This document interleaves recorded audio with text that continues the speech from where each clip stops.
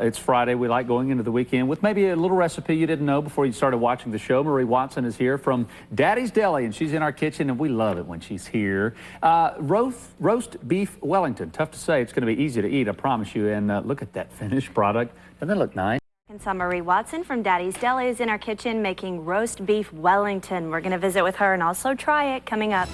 Well, Barry just told us about the weather this weekend. You may be spending a lot of your time indoors, and maybe you're tired of the same couple meals you always seem to prepare. Well, Marie Watson with Daddy's Deli has a, looks complicated. I have a feeling it's pretty easy. Marie, welcome into the studio. Hello, good to be here again. Did you have a good Valentine's Day yesterday? I did. I had a wonderful time. Were you guys busy and trying to get food out? And yes, we were, but I wasn't. I was in Hot Springs. Good for you. Good for you. Well, thanks for coming on today. Thank you. This looks like a wonderful recipe for beef Wellington. It is actually the poor man's beef Wellington. It's a roast beef Wellington, and we make it on our menu. It's very affordable for your catering, unlike beef Wellington, which is pretty expensive. We like poor man's recipes. You can adapt this. You know, the Wellington is kind of, it's made with beef tenderloin. Yeah. It's got liver pate. It's pretty expensive to make.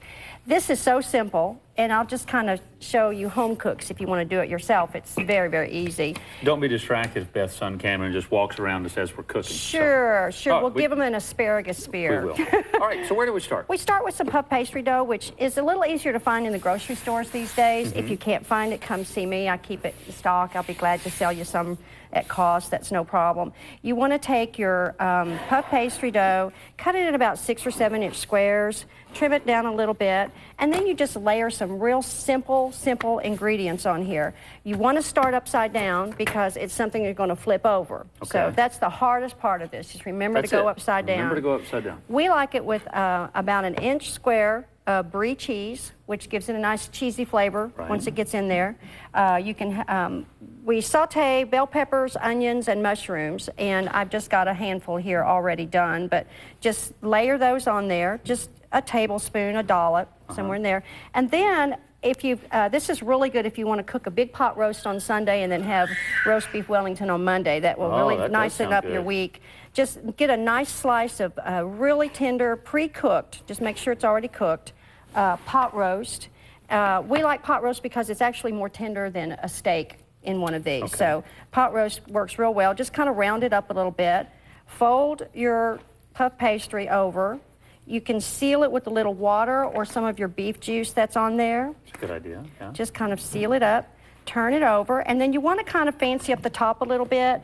You can get a cookie cutter and put a nice heart or something on there at the top. That's kind of nice. Oh, look at that. Or like the one we have displayed there, we've just made a couple of nice strips to put across the top as an X. Kind of like you see on top of a pie, sometimes apple or cherry just something pie. to kind of nicen it up a little bit. Okay. And then you just get a little egg wash, which we're going to have to do with a make-believe pastry brush here.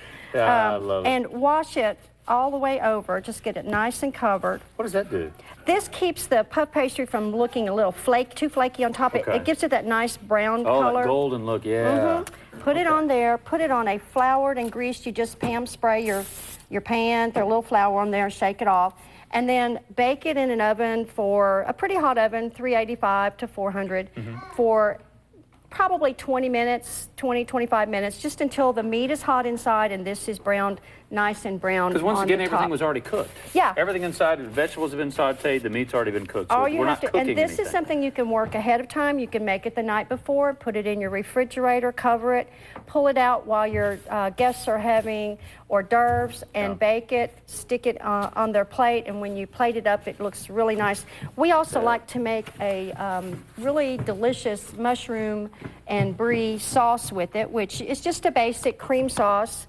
And you can add some fresh mushrooms and brie cheese, and you can spread it across your rice or spread it across the top of your Wellington. You can also vary this into chicken.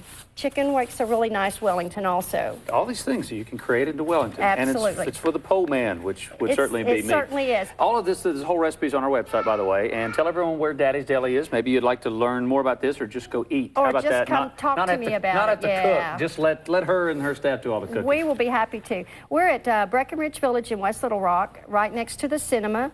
We're open for lunch, so we can feed our customers, our regular customers, some of our catering items every day, plus a nice big lunch menu. And we're open on Saturday for lunch now, too. Perfect. Go hang out with Marie there.